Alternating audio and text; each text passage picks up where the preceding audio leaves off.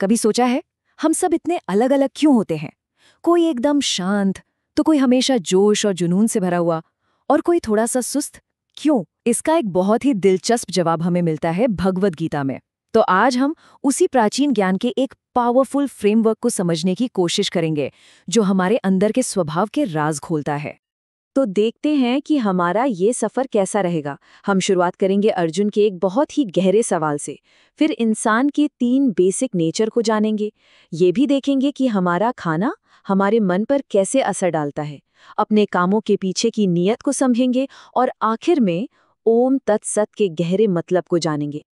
ये पूरी की पूरी बात जो है ना, वो एक सवाल से शुरू होती है। एक ऐसा सवाल जो युद्ध के मैदान में खड़े योद्धा अर्जुन ने अपने गुरु श्री कृष्ण से पूछा, और जो आज भी हम सब के लिए उतना ही जरूरी है। अर्जुन का सवाल बड़ा सीधा सा है। वो पूछ रहे हैं कि अच्छा, जो लोग शास्त्रों के नियम कानून को नहीं मानते, लेकिन उनके मन में श्रद्धा पूरी है, विश्वास पूरा है, तो उनका क्या? उनकी श्रद्धा किस कैटेगरी में आएगी? अच्छी यानी सात्विक, जुनून वाली यानी राजसिक, या फिर अज्ञानिता वाली यानी तामसिक? मतलब दिल का विश्वास एक तरफ और लिखे हुए नियम कानून दूसरी तरफ। और यहीं पर श्री कृष्ण एक बहुत ही गहरी बात बताते हैं। वो कहते हैं कि श्रद्धा कोई एक चीज नहीं है, ये तो इस बात पर डिपेंड करती है कि इंसान का अपना स्वभाव कैसा है। हमारे अंदर 3 तरह के गुण होते हैं और हमारी श्रद्धा उन्हीं गुणों से निकल कर आती है। यही 3 गुण हमारे पूरे व्यक्तित्व का ताना बाना बुनते हैं। मतलब साफ है, हमारा विश्वास कहीं बाहर से नहीं आता, ये हमारे अपने स्वभाव से, हमारे बेसिक नेचर से पैदा होता है। वो तो हमारे अंदर से ही निकलता है। हम अंदर से जैसे होते हैं, हमारा विश्वास, हमारी श्रद्धा भी वैसी ही हो जाती है। तो ये है वो 3 गुण, सत्व, रजस और तमस। इन्हें आप 3 फंडामेंटल फोर्सेस भी कह सकते हैं। सत्व यानी शांति, अच्छाई, ज्ञान। रजस यानी जुनून, एक्शन, इच्छा। और तमस मतलब आलस, अंधेरा, अज्ञान। हम सब में ये तीनों गुण होते हैं, बस किसी में कोई ज्यादा होता है तो किसी में कोई और ये बात तब और भी मजेदार हो जाती है जब हम देखते हैं कि कौन किसकी पूजा करता है। देखिए, सात्विक स्वभाव वाले लोग देवताओं की पूजा करते हैं, जो अच्छाई और ज्ञान के प्रतीक हैं। राजसिक लोग यक्ष और राक्षसों की पूजा करते हैं, जो शक्ति और एम्बिशन को दिखाते हैं। और तामसिक लोग, वो भूतों और प्रेतों की पूजा करते हैं, जो अंधेरे और अज्ञान से जुड़े हैं।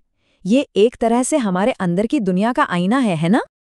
अब ये बात सिर्फ पूजा पाठ या बड़े बड़े फिलोसॉफिकल आइडियाज तक ही सीमित नहीं है। गीता इस फ्रेमवर्क को हमारी रोजमर्रा की एक बहुत ही बेसिक चीज पर लागू करती है, और वो है हमारा भोजन। वो कहावत तो हम सबने सुनी ही है, जैसा अन्न वैसा मन। ये बहुत ही पावरफुल आइडिया है। जरा सोचिए, हम जो खाना चुनते हैं वो सिर्फ हमारे टेस्ट बड्स के बारे में नहीं बताता, वो हमारे अंदर के डोमिनेंट गुण का एक इंडिकेटर है। हमारी खाने की प्लेट असल में हमारे कैरेक्टर का एक रिफ्लेक्शन है। तो देखिए, एक तरफ है सात्विक खाना, जैसे ताजे फल, सब्जियां, जो हमें एनर्जी, सेहत और खुशी देते हैं। और दूसरी तरफ है राजसिक खाना, बहुत तीखा, बहुत खट्टा, बहुत नमकीन, जो शरीर में बेचैनी और बीमारियां पैदा करता है। और फिर है तामसिक खाना, बासी, बेसाद, अशुद्ध, जो हमें और भी सुस्त और आलसी बना देता है। तो हमारी पसंद क्या बताती है हमारे बारे में? खाने से आगे बढ़ते हैं। अब बात करते हैं हमारे कामों की, हमारे एक्शंस की। जिस तरह खाना 3 तरह का होता है, उसी तरह हमारे कर्म भी 3 तरह के होते हैं। और यहाँ गीता ये नहीं देखती कि हम क्या कर रहे हैं, बल्कि ये देखती है कि हम क्यों कर रहे हैं। मोटिवेशन इज की। गीता में तप यानी डिसिप्लिन के 3 लेवल बताए गए हैं। पहला शरीर का तप, जिसमें साफ सफाई, सादगी और नॉन वायलेंस आता है। दूसरा है वाणी का तप, मतलब सच बोलना, मीठा बोलना और ऐसा बोलना जिससे किसी का भला हो। और तीसरा है मन का तप, यानी मन को शांत रखना, चुप रहना सीखना और सेल्फ कंट्रोल रखना। असली डिसिप्लिन इन तीनों का बैलेंस है।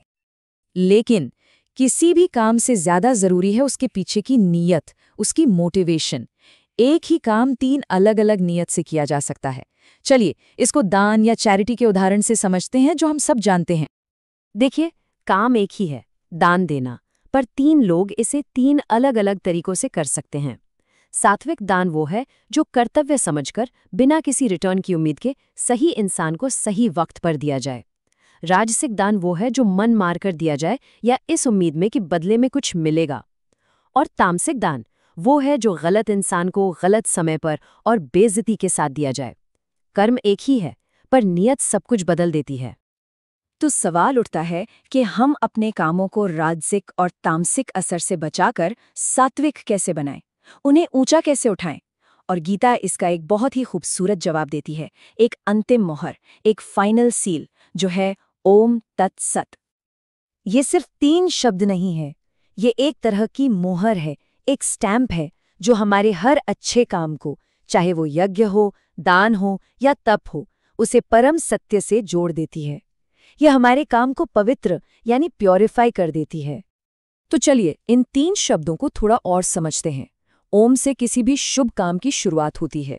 तत्, जिसका मतलब है वह, हमें याद दिलाता है कि ये काम हम बिना किसी फल की इच्छा के उस परम शक्ति के लिए कर रहे हैं।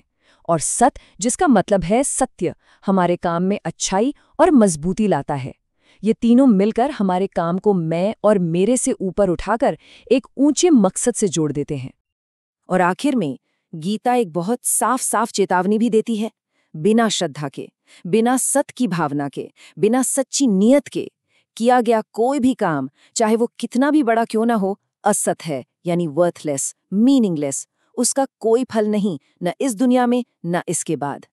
तो ये सारी बातें हमें एक आखिरी और सबसे गहरे सवाल पर लाकर खड़ा कर देती हैं। अगर हमारी श्रद्धा, हमारा विश्वास ही हमारे खाने पीने से लेकर हमारे कामों तक सब कुछ तय करता है, तो फिर हमारी इस श्रद्धा को कौन सी चीज बना रही है? ये सोचने वाली बात है कि हमारे अंदर कौन सा गुण हावी है, सत्व, रजस या तमस।